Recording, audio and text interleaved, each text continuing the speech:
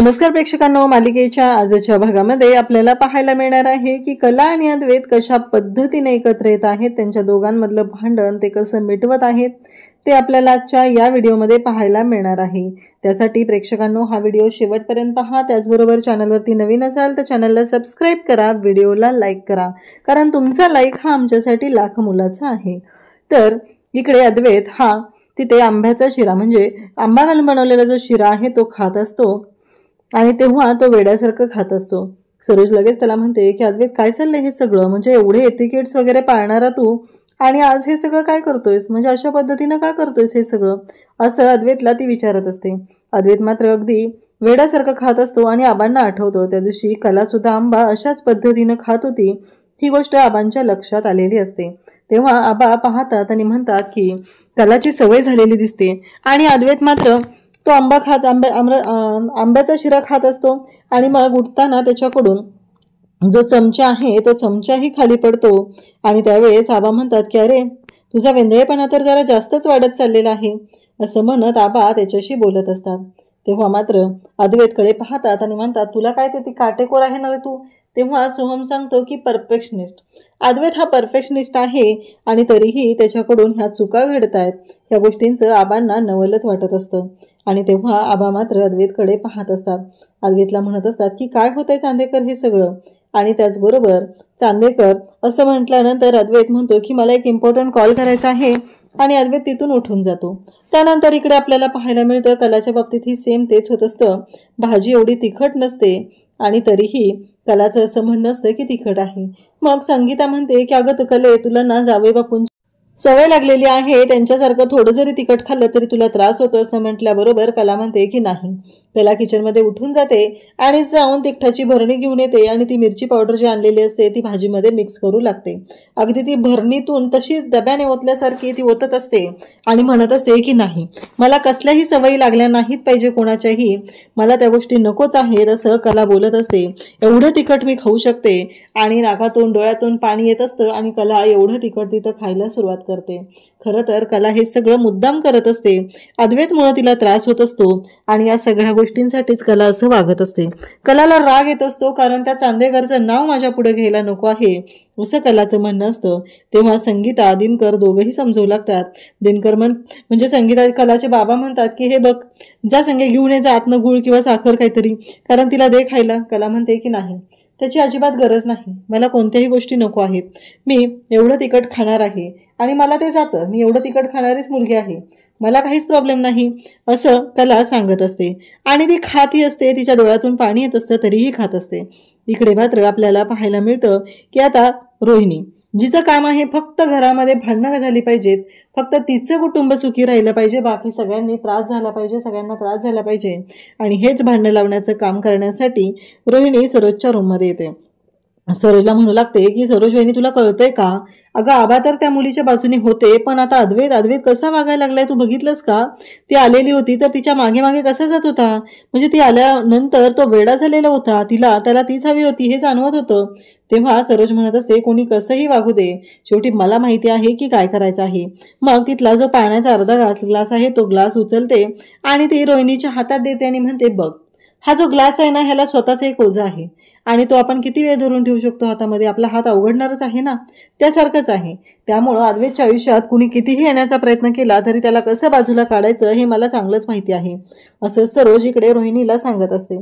रोहिणी मात्र सरोजचं बोलणं ऐकत असते। सरोज म्हणत असते काही झालं तरीही माझा मुलगा कितीही भरकटला तरी त्याला कंट्रोलमध्ये कसं आणायचं आहे हे मला चांगलंच माहिती आहे, असं ती सांगत असते।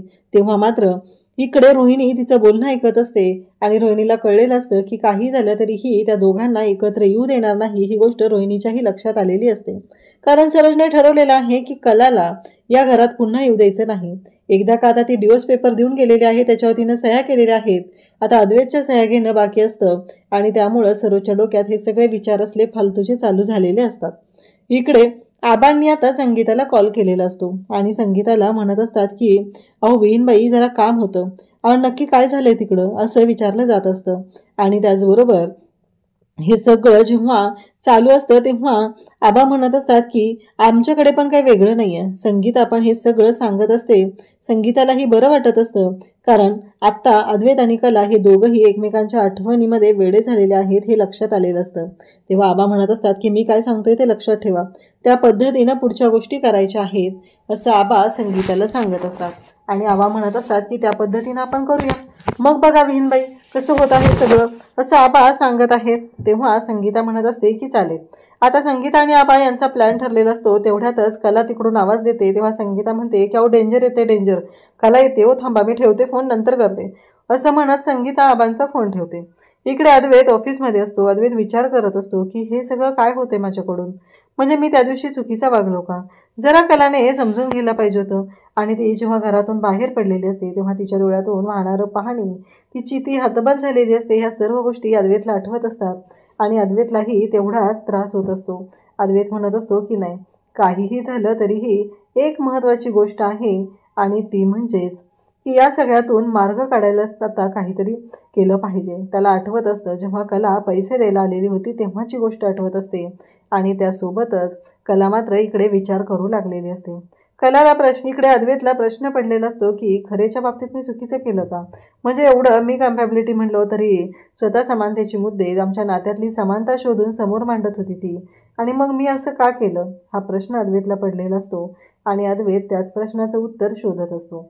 त्याचबरोबर इकडे पाहायला मिळतं की अद्वैत म्हणत असतो की नाही, खरेनं एवढी घाई करायला नको होती, कारण तिने मला सांगायची की एवढंही करू नको, आणि तिचा हा मेन स्वभाव नाही आहे, ती असं नाही वागू शकत, कारण तिचा जो स्वभाव आहे तो वेगळा आहे. तिनं अशा पद्धतीनं नाही वागू शकत, ती विचार करून वागणारी आहे. मग याच वेळेस असं का घडलं, आणि खरे असं का वागली, हा प्रश्न अद्वैतला पडलेला असतो. आणि त्याच प्रश्नांची उत्तरं अद्वैत शोधत असतो. तेवढ्यातच कला तिथे येते आणि कला म्हणते की तू पुढाकार घ्यायचा होता, तू वागायचं होतं नीट, कारण तू तर व्यवस्थित वागतो ना, तू तर अद्वैत चांदेकर आहे, मग तू का त्या दिवशी विचार करून वागला नाहीस, तू का बोलून गेला, मीच का तुला समजवायचं प्रत्येक वेळेस, असं कला म्हणत असते. तेव्हा मात्र अद्वैत म्हणत असतो की तू समजून घ्यायला पाहिजे होतं, तू असं नको होतं करायला, असं कलाला सांगत असतो. तेव्हा कला म्हणत असते की अरे पण तू घ्यायचं ना समजून, तुला माहिती होतं ना गोष्टी काय झालेल्या आहेत, कारण त्यावेळी त्या सिच्युएशनला मी कसं वागू, कारण हे पहिल्यांदा घडलं होतं का, माझ्या आईबाबांचा अपमान तर नेहमीच होतो, आणि कोणी कोणावरती प्रेम करणं हा गुन्हा नाही आहे ना, म्हणजे कोणी कोणावरही प्रेम करू शकतं. मला सांग, काजलने सोहमवरती प्रेम केलं, आपल्याला माहिती आहे का सोहमच्या मनात काय चालू होतं, हे सगळं कला अद्वैतला समजून सांगत असते. आणि ती अद्वैतशी बोलत असते, अद्वैतला शांत करण्याचा प्रयत्न करत असते, अद्वैतच्या पुढे सत्य आणण्यासाठी तिची धडपड चाललेली असते. त्यासोबतच इकडे पाहायला मिळतं की जेव्हा कला अद्वैतबरोबर बोलत असते तिथं ऑफिसमध्ये ती आलेली असते, आणि अद्वैतला सर्व गोष्टी ती सांगत असते. आणि जेव्हा टेबलवरून ती उतरत असते तेव्हा तिचा तोल जातो, तेव्हा अद्वैत तिला सावरतो आणि तिला मिठीत घेतो आणि तिच्याशी बोलत असतो. त्यासोबतच इकडे पाहायला मिळतं की कला आणि अद्वैत बोलत आहेत. अद्वैत म्हणत असतो की खरे, आणि तेवढ्यातच ऑफिसमधील एक एम्प्लॉई तिथे येतात आणि तेव्हा लक्षात येतं की नाही, काहीतरी वेगळं झालंय.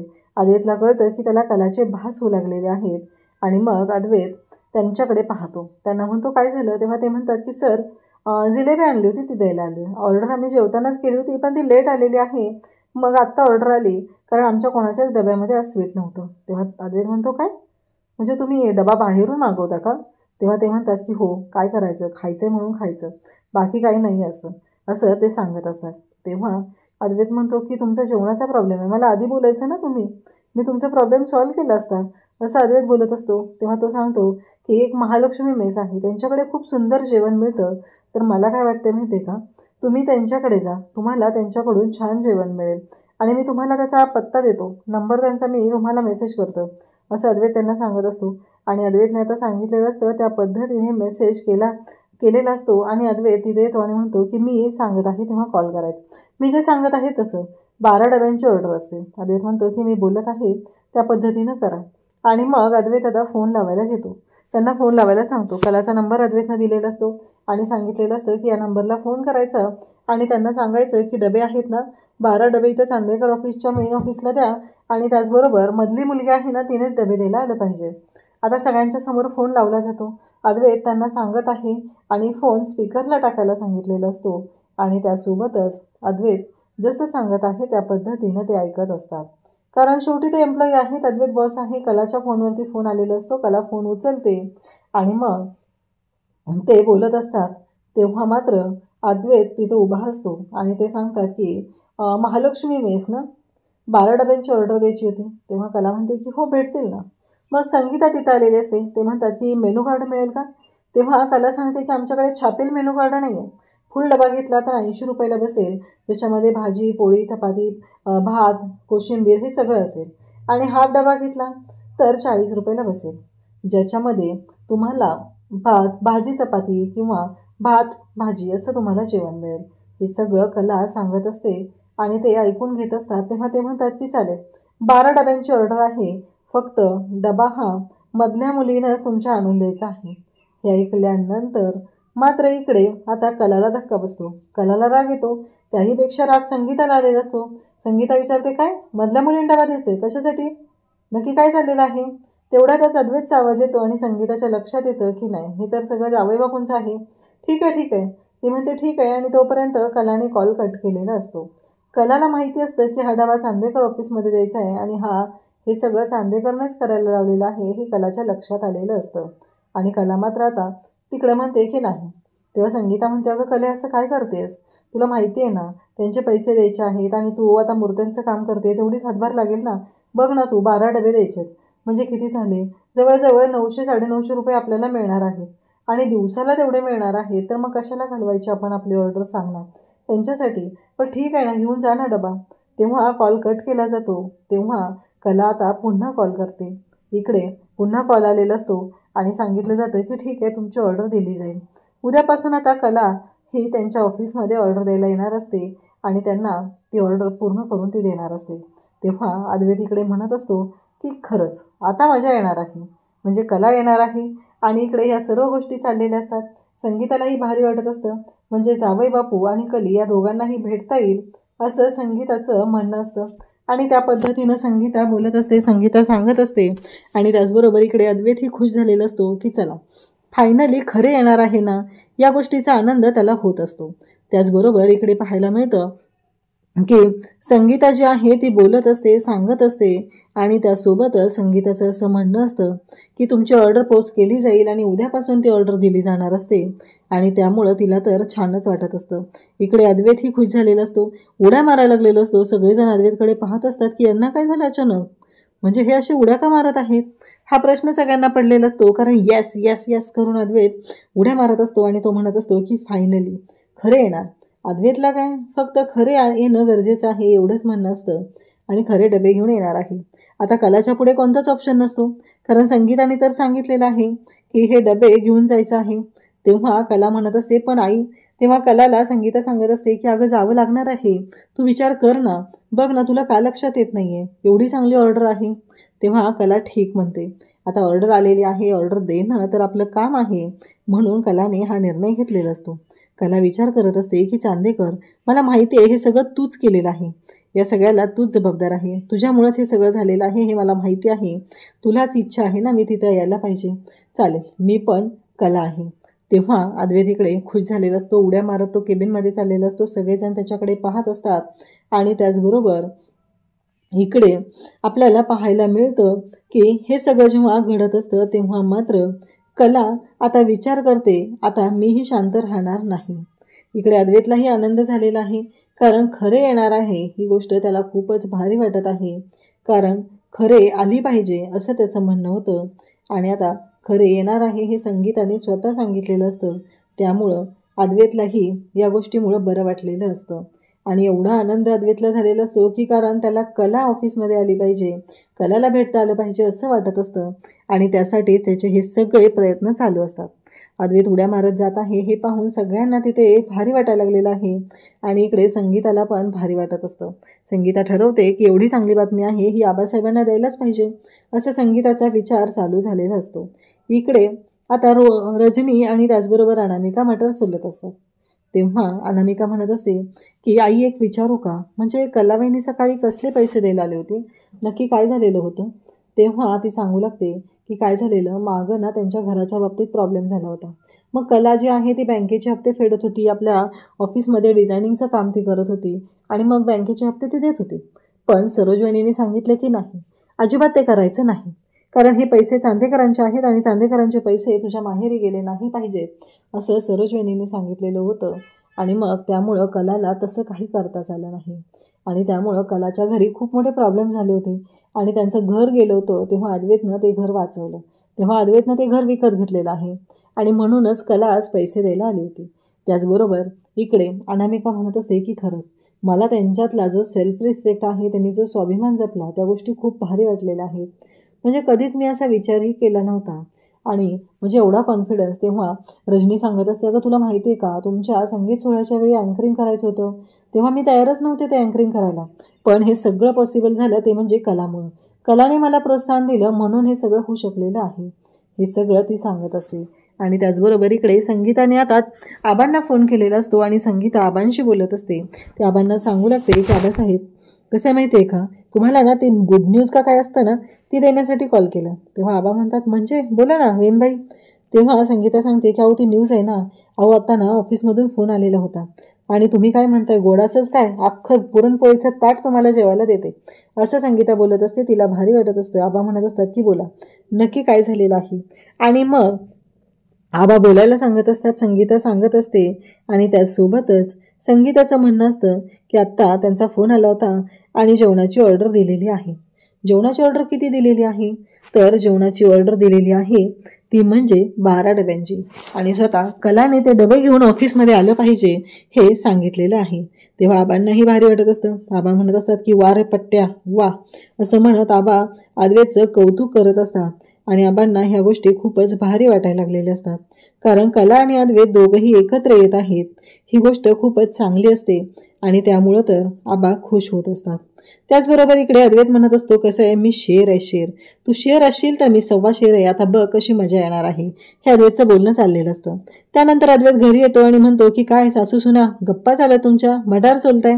आणि अद्वैत अगदी शिट्टी वाजवत आलेला असतो, वेगळ्याच मूडमध्ये असतो, कारण त्याला आनंद ह्या गोष्टीचा होत असतो की उद्यापासून खरे ऑफिसमध्ये येणार आहे आणि माझी आणि तिची भेट होईल, मला तिच्याशी समोरासमोर बोलता येईल, हे अद्वैतचं सगळं चाललेलं असतं. तेव्हा अनामिकाला अद्वैत विचारतो की तुझी सासू तुला जाच वगैरे काही करत नाहीये ना, हे बोलत नाहीये ना.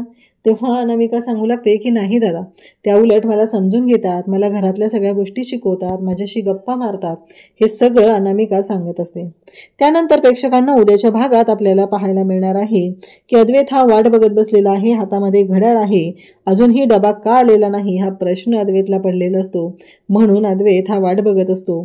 आणि त्यासोबतच अद्वैत म्हणत असतो की खरे यायला पाहिजे होते, मग खरे अजून का आलेली नाही, नक्की कुठं पाणी मुरतंय, काय झालंय, कारण आता किती वाजलेत, 1 वाजत आलेला आहे, तरीही खरे आलेली नाही. एवढंच अद्वैतचं म्हणणं सुरू असतं. तो वाट बघत असतो, कारण त्याला असं वाटत असतं की खरे आली पाहिजे आणि खरेने हे सगळं काम केलं पाहिजे, कारण खरे आली तरच मला तिच्याशी बोलता येणार आहे, असं अद्वैतचं म्हणणं सुरू असतं. आणि अद्वैत मात्र तिची वाट पाहत असतो. परंतु कला काही आलेली नसते. 1 वाजून जातो आणि मग इकडे कला डबे घेऊन निघालेलीच असते. तेवढ्यात काजल तिथे येते आणि काजल म्हणते, द्या इकडे चला, मी जाते आजचे डबे पोचवायला. तेव्हा संगीता म्हणते, काळजी करू नको काजू, आज तुझ्याबरोबर तुझी कलाताई पण येणार आहे डबे पोचवायला, असं म्हणत आता कला निघालेली असते. आणि त्या दोघीही जाऊन ऑफिसमध्ये डबे देणार असतात. हे सगळं एवढ्या छान पद्धतीनं होणार असतं. आणि तेव्हा मात्र संगीताला खूपच भारी वाटत असतं, कारण हे सगळं संगीत आणि आबांचं प्लॅनिंग असतं. आबांनी संगीताला सांगितलेलं असतं की आपल्याला नक्कीच काहीतरी असं वेगळं करायचं आहे, हे त्यांचं बोलणं सुरू असतं. आता कला ऑफिसमध्ये निघालेली असते, कला डबे घेऊन निघालेली असते. इकडे अद्वैत मात्र तिची वाट बघत असतो, पण अजून तरी खरे आलेली नाही ही गोष्ट त्याच्या लक्षात येते. तो म्हणू लागतो की का नाही आली खरे, यायला पाहिजे होती ना. मग अद्वैत बाहेर येतो आणि त्यांना विचारतो, काय झालं, तुमचे डबे पोचलेले नाही आहेत का अजून. तेव्हा सगळे सांगू लागतात की आमचा डबा आला, ब्रेक संपला, आमची जेवणं पण झालेली आहेत आणि जेवण खरंच सर खूप छान होतं. हे ऐकल्यानंतर अद्वैतला धक्का बसतो. अद्वैत म्हणतो, असं कसं शक्य आहे, पण ही ऑफिसमध्ये आली आणि मला कसं कळलं नाही, म्हणजे ही येऊन पण गेलेली आहे. आता अद्वैतचं डोकं फिरतं. अद्वैत विचार करू लागतो की नाही, नक्कीच काहीतरी वेगळं आहे, कारण खरे यायला पाहिजे होते आणि मला समजायला पाहिजे होतं. आता कला ही युक्ती करून आलेली असते, तोंडाला स्कार्फ बांधून आलेली असते आणि त्याचबरोबर अद्वैतला कळू नये असं फुल प्लॅन करून ती आलेली असते. आता अद्वैतला ह्या गोष्टी तर कळलेल्या असतात, पण अद्वैत आणखी कलाच्या सोबत वेळ घालवता यावा यासाठी नक्की काय करणार आहे ते आपल्याला प्रेक्षकांनो पुढे काही भागांमध्ये पाहायला मिळणार आहे. आणि त्याचबरोबर चॅनलवरती नवीन असाल तर चॅनलला सबस्क्राईब करा, चॅनलशी कनेक्टेड राहा. थँक्यू.